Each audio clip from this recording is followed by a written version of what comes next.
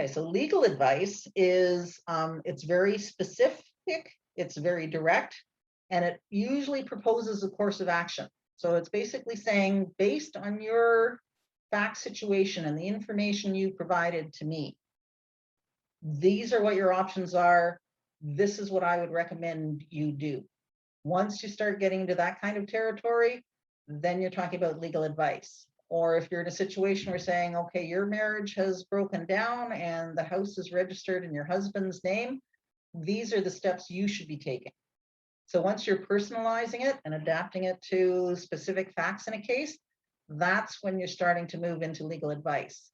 Particularly if you're going to start making recommendations or assessments about whether you're going to win or lose, now all of a sudden you're in the territory of legal advice, and there are very tight restrictions on who can provide legal advice. For starters, legal advice requires legal knowledge, skill, education, and judgment. You can even have a lawyer who might be a real estate lawyer who may be there and trying to provide you with legal advice on family law.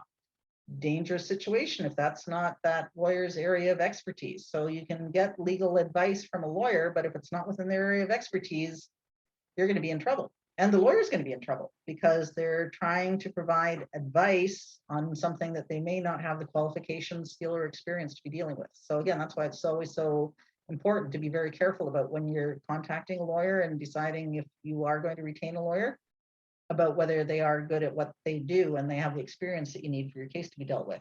When you're talking about legal advice, it means you're applying the specific law to a particular set of circumstances. So like I said, it's not information you can tell anybody that walks through the door. It's taking that information and applying it to a particular set of facts. Legal advice generally means that you're going to be affecting somebody's legal rights or responsibilities. So it's not like you're just talking to them and they're going to walk away and saying, okay, that's interesting. Now I got to think about what I'm going to do. Legal advice means that you're actually promoting or saying, okay, this is a thing, something you should be looking at. This is the way you should be looking at approaching it. This is how you should be doing it. So it will affect your legal rights and responsibilities as well. And for the person that's providing legal advice, it creates rights and responsibilities in the advice giver.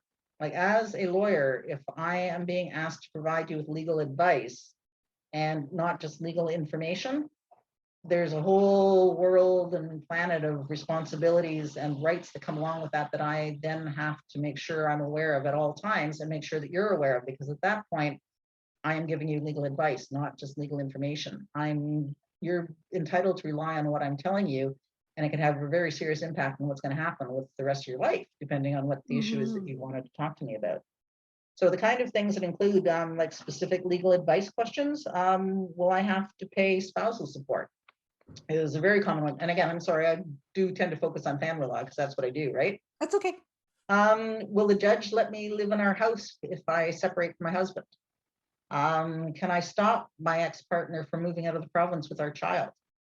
Like these are all things where the core information is legal information that you can give to anybody, but you're telling somebody what to do or what their options are and how the law applies in their own fact situation, which is levels above and beyond just what legal information is that anybody could find by picking up a book and reading it, because that stuff is generic. It applies to anybody that just says, can a parent take a child out of province? Well, you can go and find information about that. But whether in your situation, either you or the other side can remove the child from the province depends on the individual fact situation. So, and I guess that goes back to a conversation that you and I had before we even started this recording when we were figuring out how we were going to deal with this.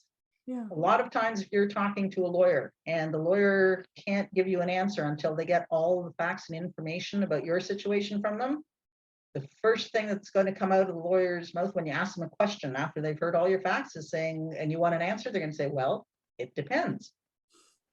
And usually as soon as you get that, you know you're now in the area of legal advice, because the answer is going to change if the facts change or if the information changes.